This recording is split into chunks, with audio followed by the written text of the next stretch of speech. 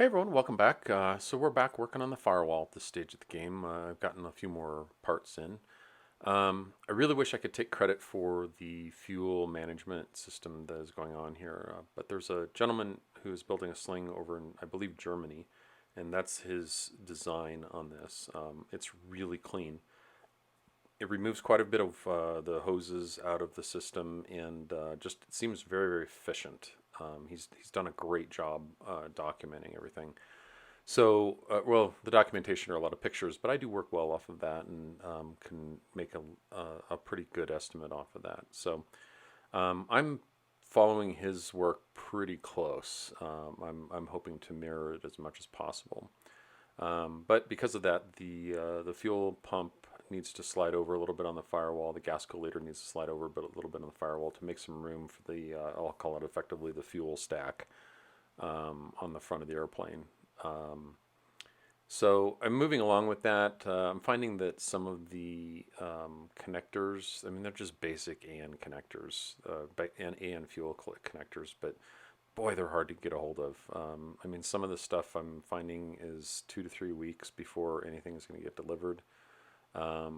In fact, I was on the phone today with Aircraft Spruce, and one of the parts that I need, they're talking about mid-March, and unfortunately, it comes from the UK. So we'll see. I mean, I'll just keep working around it as much as I can. But my intention is to get that as much of the stuff on the firewall forward done, and then get the engine mount on, and subsequently the engine.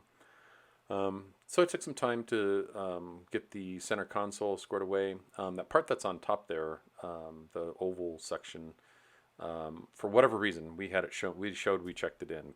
I just can't. I couldn't find it, so I had to order a new one, and that came in a few weeks ago. And so now it's time to just put this together. And honestly, this is the funnest part of building. Is just these types of projects. They go together really well.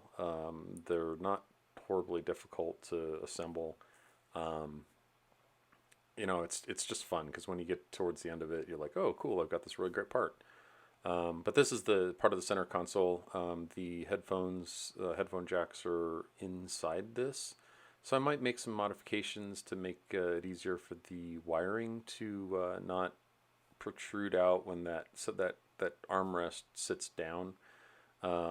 And I just don't want to be putting my arm on that and squishing the cables all the time. So I might make some pass-throughs or something like that, but we'll see. I got to get to that point of the build. Um, and you can see there in the bottom portions of it, actually closest to me, those are parts of the seat rails.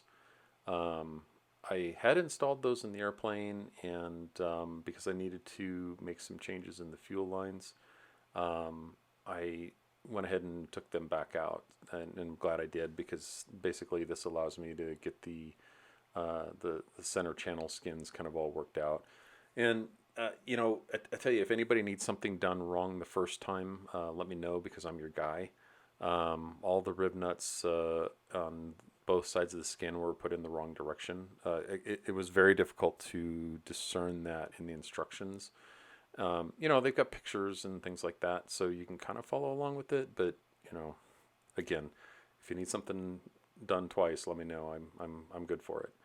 So anyway, I'm checking the fit on the forward portion of the skin, and this is when I noticed that it's time to really buckle down and get the fuel lines again, hard lines, not rubber lines.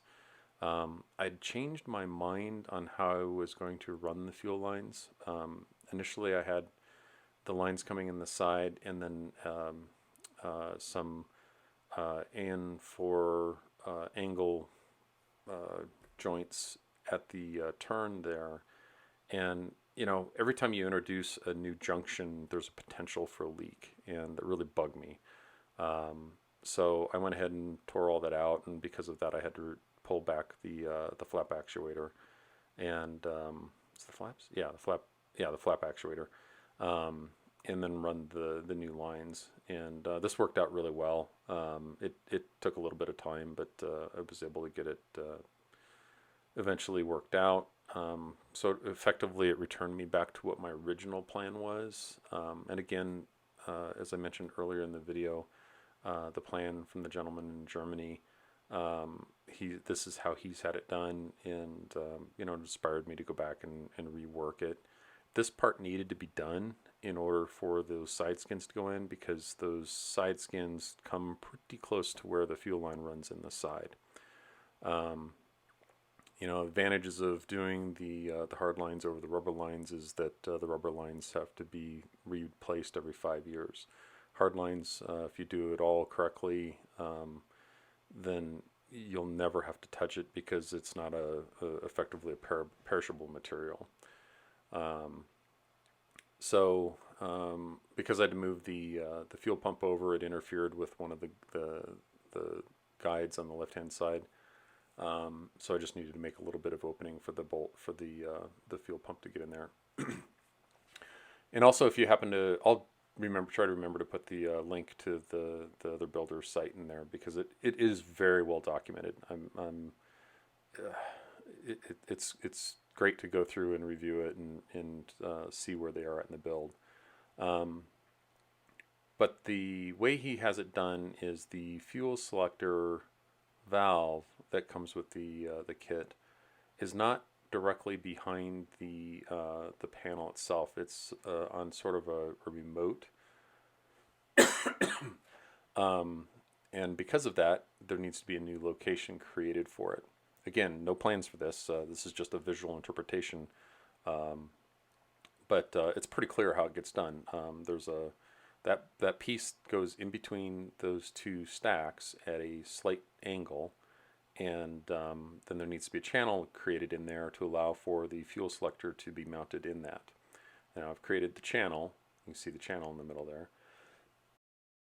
and then you get the bolts and you mount the fuel selector in there, and then there's a 12-inch extension on a universal ball joint that goes between where the fuel selector is mounted at now and where the actual selector is at on the instrument panel itself. There's some C-channel aluminum that's very similar to what we've got on the long runs and whatnot, and I actually had a spare one here. Um, that's put on that for reinforcement, and then a couple other pieces go along with that. The other really nice part about it is those fuel lines effectively feed straight up into the fuel selector. There's not a lot of bending or contortions that need to happen with the fuel lines, so it's very clean and simple, and that's definitely something that I would it's what I'd like to see. Um, so that's what I'm working on here. Um, Again, this is just a scratch, no plans or anything like that. If you're building and you're not comfortable with this, then just stick to the plans. This is still what I feel like is within my comfort zone. I'm not engineering anything new. I'm just following somebody else's work.